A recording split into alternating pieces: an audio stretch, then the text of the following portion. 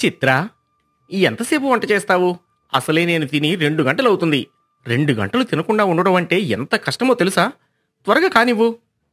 ఒరే ఒరే, ఎందుకురా కోడల్ని అంత తొందర పెడతావు? తన ప్రయత్నమేదో తాను చేస్తోంది కదా. నువ్వు ఇలా తొందర పెడతావని తెలిసే నేను నీకోసం ముంత మసాలా సిద్ధం చేశానురా. తినేద్దాం ముంత మసాలానా? పద అమ్మా, త్వరగా తినేద్దాం. అని సుందరి, కిషోర్ వెళ్తూ ఉండగా చిత్ర వాళ్ళని చూస్తూ తనలో తాను ఇలా అనుకుంటుంది. ఏంటో ఈ మనుషులు 2 నిమిషాలు కూడా నోరు ఆడించకుండా ఉండలేరు. యుద్ధమైనా చీకటి పడ్డాక ఆపేస్తారు. కానీ వీళ్ళు అర్ధరాత్రిలో నిద్రల్లో కూడా తింటూనే ఉంటారు. ఇంతలా తినడం వీళ్ళకి అసలు ఎలా అలవాటైందో ఏమో. ఎవరింట్లో అయినా రోజుకు 3 పూటలా వండుకుంటారు. కానీ నేను మాత్రం వీళ్ల కడుపులు నింపడానికి గంటకొకసారి వండవలసి వస్తోంది.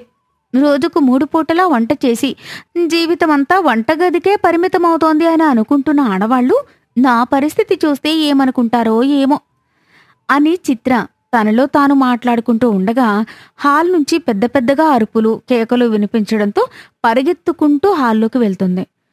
నాన్న, ఇలా ఎలా చేస్తావు? అమ్మ ముగ్గురి కోసమని తెచ్చిన ముంత మసాలా నువ్వు ఒక్కడివే ఎలా తినేశావు? నువ్వెప్పుడూ ఇంతే నాన్న. నేనేం చేయాలిరా? ఆకలిస్తే తినేశా. ఆకలిస్తే తినేయడం కూడా తప్పేనా? ఆకలేసిందా?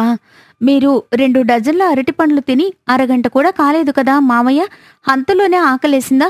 అసలు అది కడుపా లేక ఊబినా? క్షణం కూడా ఖాళీ లేకుండా తిన్నా కాని ఎలా పడుతోంది మామయ్య అందులో? దిష్టి పెట్టకమ్మా. అసలే ఈ మధ్య తిన్న వెంటనే ఆకలవడం లేదు. సరే, ముందు వంట అయిందేమో చూడు. అది కూడా తినేస్తే ఒక పని అయిపోతుంది అని శ్రీనివాసరావు అనగానే చిత్ర వంటగదిలోకి వెళ్తుండగానే వండిన ఆహారం అంతా సుందరి ఎదురుగా పెట్టుకుని తినడం మొదలు పెడుతుంది. సుందరి, అమ్మా ఏంటి నువ్వు కూడా నాన్నలాగానే చెప్ప పెట్టకుండా తినేస్తున్నావు?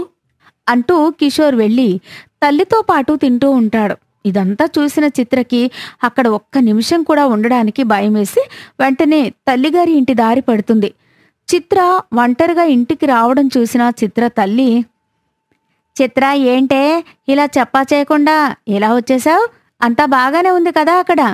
నబ్బొంద బాగు, ఎవరినైనా తినకపోతే తిట్టైనా తినిపిస్తారు, కానీ వీళ్ళ తిండి చూస్తే ఎవరైనా తిడతారు. కుంభకర్ణుడి దగ్గర చుట్టాలేమో అమ్మా, వీళ్ళు అంతలా తింటున్నారు. వాళ్ళకి వండలేక నేను చచ్చిపోతున్నానంటే నమ్ము. వాళ్ళ తిండి నా చావుకొచ్చినట్టుంది. చిత్ర, నీకొక విషయం చెప్పాలి. నువ్విప్పుడు ఎవరినైతే ఎక్కువగా తింటున్నావని తిడుతున్నావో వాళ్ళు ఒకనాడు తినడానికి మెతుకు లేక అల్లాడిపోయారు తెలుసా? ఇప్పుడు వాళ్ళు ఉంటున్న ఊరంతా కొన్ని సంవత్సరాల క్రితం వాళ్ళ సొంత భూమి. తమతో ఉన్నవాళ్లే వాళ్ళని మోసం చేసి కట్టు బట్టలతో నడి బజార్లోకి నెట్టేశారు. వాళ్ల దగ్గర ఒక చిల్లి గవ్వ కూడా లేకపోయేసరికి ఊరిలో ఒక్కరు కూడా వాళ్ళని పట్టించుకోవడమే మానేశారు. కానీ వాళ్ళు ఎవరి దగ్గర చేయి చాచకుండా వాళ్ల రెక్కల కష్టంతో పనులు చేసుకుంటూ కాలం ఎళ్లదీసుకున్నారు. ఎప్పుడూ ఆకలితో ఉండడంతో కొంచెం ఆహారం కనిపించినా మహాప్రసాదంగా భావించి తినేవారు.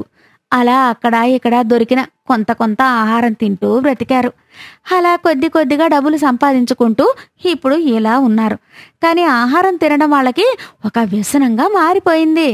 అమ్మా, అత్తయ్య వాళ్ళు ఇన్ని కష్టాలు అనుభవించి వచ్చారని నేను అనుకోలేదమ్మా. సరే, నేను అక్కడికి వెళ్తాను. ఈ 2-3 గంటల నుంచి ఆహారం లేక వాళ్ళు ఎలా అలమటిస్తున్నారో ఏమో. సరే చిత్ర, వెళ్ళు.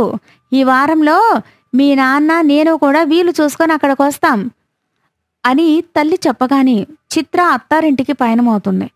చిత్ర ఇంటికి చేరుకున్న తర్వాత సుందరి దగ్గరికి వచ్చి, అమ్మా చిత్ర, మా తిండి నీకు ఇబ్బంది కలిగిస్తోందా తల్లి? ఇంకెప్పుడు మేము నిన్ను ఆహారం విషయంలో ఇబ్బంది పెట్టము. మేమే ఆహారం తినడం తగ్గించేస్తాం. నువ్వు ఇలా చెప్పకుండా వెళ్ళిపోతే మాకు చాలా బాధగా అనిపించిందమ్మా. నీకు ఏదైనా సమస్య ఉంటే చెప్పమ్మా, కానీ ఇలా వెళ్ళిపోకమ్మా. అయ్యో, అలా ఏమీ లేదత్తయ్యా. అమ్మని చూడాలనిపించింది, అందుకే వెళ్ళి చూసేసి వచ్చాను. ఇక మీతో పాటే ఉంటాను అని అంటుంది చిత్ర. ఆ రోజు నుంచి సుందరి, శ్రీనివాసరావు, కిషోర్ సరిగా తినడమే మానేశారు. ఓరే కిషోరా, ఆకలికి తట్టుకోలేకపోతున్నానురా. కానీ మన వల్ల కోడలు ఇబ్బంది పడుతుంటే చూడలేకపోతున్నానురా. అందుకే ఈ ఆకలి ఉపవాసాలు తప్పడం లేదు.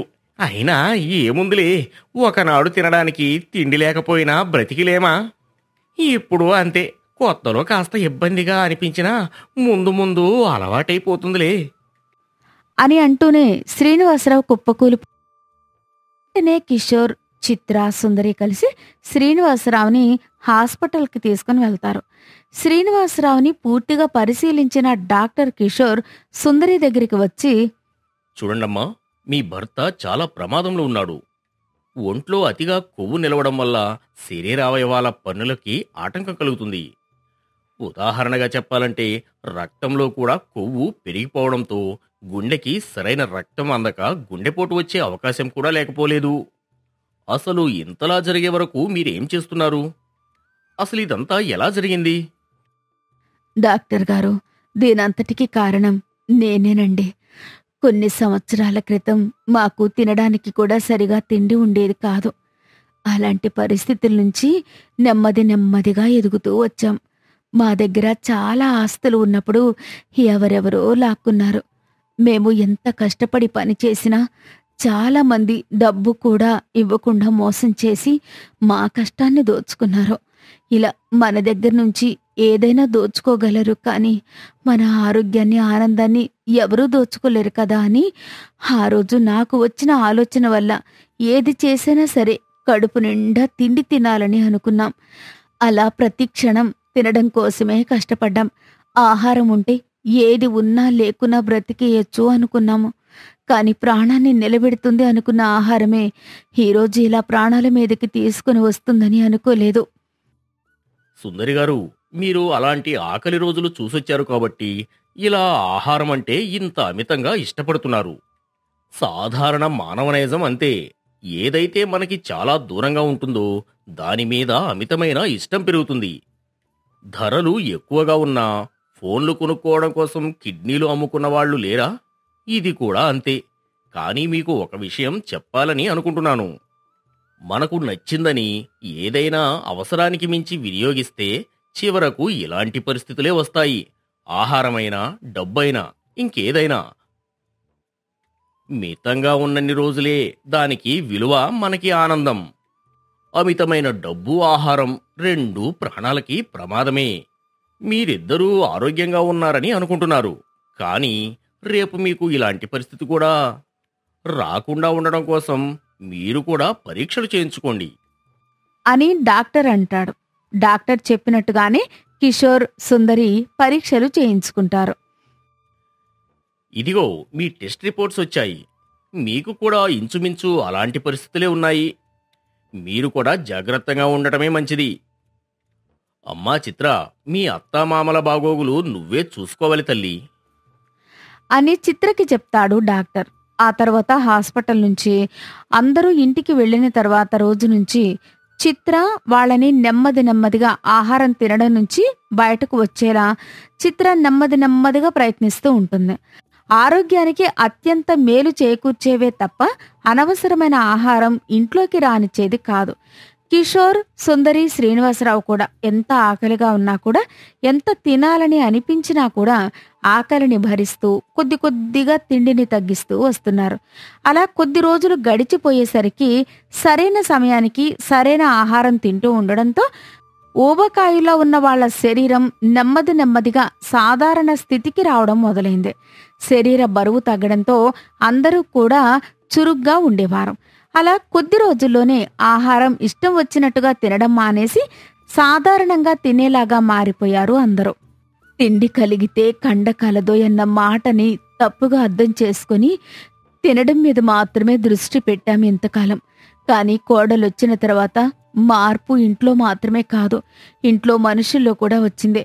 ఇలాంటి అర్థం చేసుకునే కోడలు ప్రతి ఇంట్లో ఉండాలని మనస్ఫూర్తిగా కోరుకుంటున్నాను అని అంటుంది సుందరి. ఇలా చిత్ర చూపించిన ప్రేమ, అభిమానంతో, అది ముఖ్యంగా తన తెలివైన ఆలోచనలతో ఇంట్లో వాళ్ళని కొద్దిగా మార్పు తీసుకురావడం మొదలుపెట్టింది.